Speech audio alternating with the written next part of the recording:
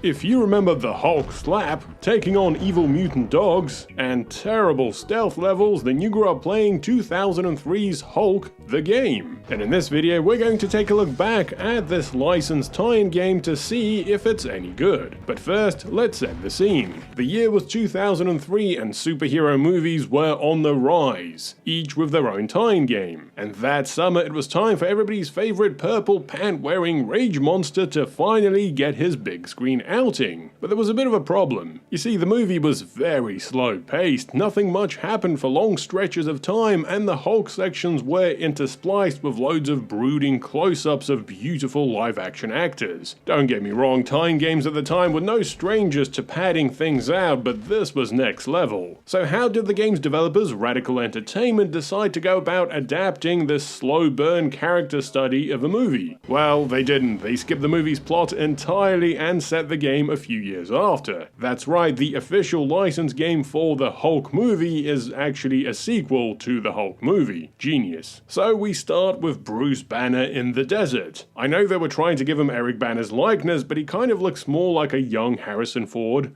Anyway, Bruce has a bit of a crisis in the toilet and transforms into the Hulk. And just by chance, General Ross is here with a full-on army. Dear God, this version of Ross looks big enough to take on the Hulk himself. And so we get the tutorial level where Hulk beats up a bunch of soldiers whilst the helicopters just hover overhead doing nothing. As expected, the Hulk has a bunch of melee attacks which can be charged into a combo. But in addition to that, he can also grab enemies and slap them. If you time things right, you can actually get the Hulk to slap missiles back at the enemies and do a Kamehameha.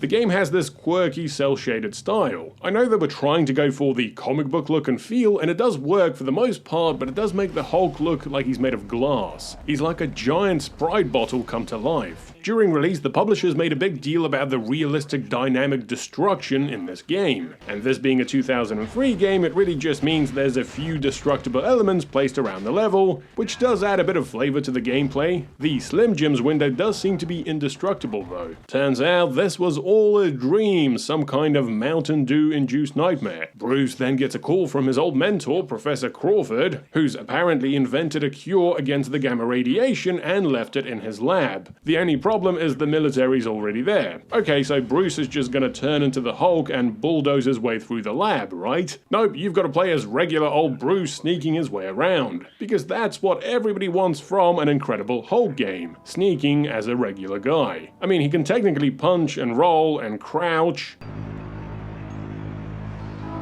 Yeah, they'll never see me if I do this. You must activate the elevator. My lab is on the 88th floor. Of course it is. You know what makes slow stealth levels even more exciting? Number-based puzzles. That's right, this game has it all. Sneaking, puzzle, crate moving, lever pulling, waiting for guards to slowly walk away. All the fun things you'd expect to do in a Hulk game. Eventually, it turns out that the professors actually set Bruce up so he could steal his DNA and cure himself. I mean, it kind of works, but he also ends up turning himself into a Hulk-like monster known as Ravage. Thankfully, Bruce then also turns into the Hulk and chases Ravage across the city rooftops while fighting back soldiers. Grabbing things is a major part of the combat in this game, and the Hulk levels usually have plenty of inanimate objects for him to use, along with some enemies too. I wonder if you can jump whilst holding the soldier. Nope, you can't. Look at this poor guy. Oh, he's gonna feel that tomorrow. Now, this game also has another enemy, an invisible enemy, the camera controls, or lack thereof. It's amazing to me that these developers were able to get away with no dynamic camera controls whatsoever as late as 2003. And it's almost like they knew they messed up because they provided a lock-on function and a bizarre first-person mode. I just love how chill the soldiers are when you carry them. It's like carrying a pet.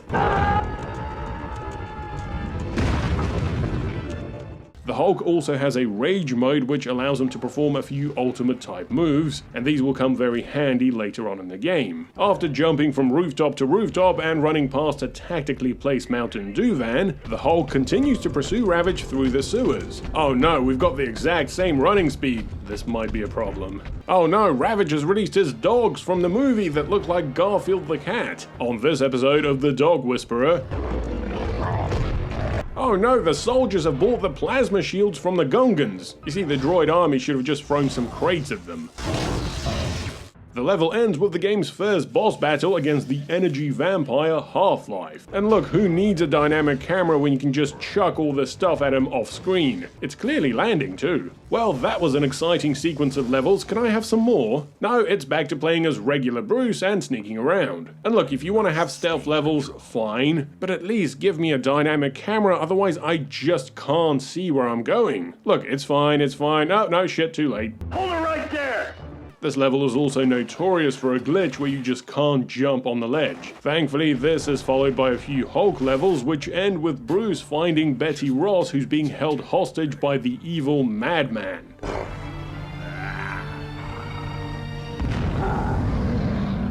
Don't worry, Betty, I'll save you. Oh, it looks like Madman buys his pants from the same place as Bruce. Turns out Betty's been poisoned by gamma radiation. So the Hulk kindly brings her back to her father's military base, where he's captured and pumped full of gamma radiation suppressants. So you know what that means, another stealth mission, this time dressed as a guard. Alright, let's go. Ah, damn camera. Hello, fellow guards. No, come on guys, I'm one of you. Take that, evil scientist. Oh, these guys go down pretty quick. Eventually, Bruce makes himself an antidote, turns back into the Hulk and wreaks havoc on the subterranean military base. And this game loves an underground base or some kind of subterranean facility. I guess the developers were on a tight deadline and it was a lot easier to make you run around corridors. Also, in an attempt to introduce some variety to the enemies, this level has tanks with, wait for it, laser shields. The sequence ends with the Hulk taking on Flux.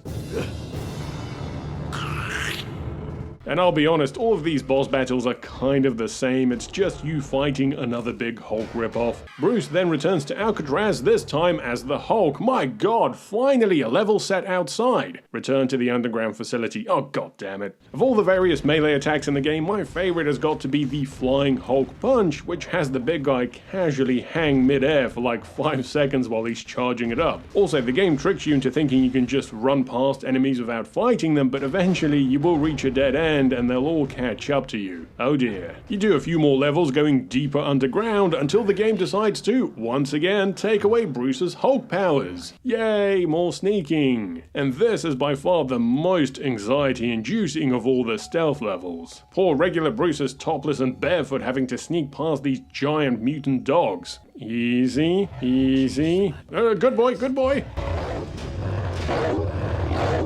Eventually, Bruce does get his powers back and finally takes on Ravage, who actually does things a bit differently and counters some of the Hulk's attacks. Bruce defeats Ravage, and then the two topless men have a nice heart-to-heart conversation in the rubble. The leader has moved the orb to his base of operations. Yes, turns out the real main villain of the game is the leader. Would you shut up, woman? He's talking about my leader! Alright, let's go after him. Oh, no Hulk here either? Just gonna have to take on the final boss as regular Bruce? Okay, fair enough. It's okay, I'm fine. Actually, you know what? No, I'm dead. If I stand here in the corner, they can't see me. Let's just... Sure enough, the final boss fight against the leader actually starts with you playing as regular Bruce as he walks over to these terminals and slowly pulls the levers. Now, this does result in him getting his powers back and doing a proper boss fight where you have to take out the leader's duplicates. Hey, at least it's not another fist fight with a Hulk clone. This is followed by an escape level which ends with another fist fight with a Hulk clone. And finally, Bruce escapes and goes back to being a hitchhiker. And so there you have it, the 2003 Hulk game. So, is it any good? Well, half of it is decent. The Hulk levels provide for some fun melee-based destruction, but even they tend to get a bit repetitive after a while. This game could have really benefited from a wider variety of enemies, movesets, and levels that weren't set inside dark grey corridors. As for the stealth levels, well, they're so frustrating and slow and tedious that they inadvertently make the Hulk stages seem so much more fun in comparison. I did like how this game was actually set after the movie, allowing for a lot more creative freedom to introduce villains from the comics, and the art style is also pretty good, but it does feel wasted as most of the game is just grey or brown. However, Radical Entertainment would release a follow-up Hulk game 2 years later which pretty much fixes all of the issues from the 2003 game, but that's a topic for another video. In the meantime, please let me know your thoughts on the 2003 Hulk game. Which was your favourite move, favourite boss fight, and favourite corridor from the game? As always, thanks for watching. Please consider supporting me on Patreon, and a big thanks to my existing patrons. If you've enjoyed this video, then please remember to like, subscribe, and hit the bell. Thanks for watching, and I'll see you next time.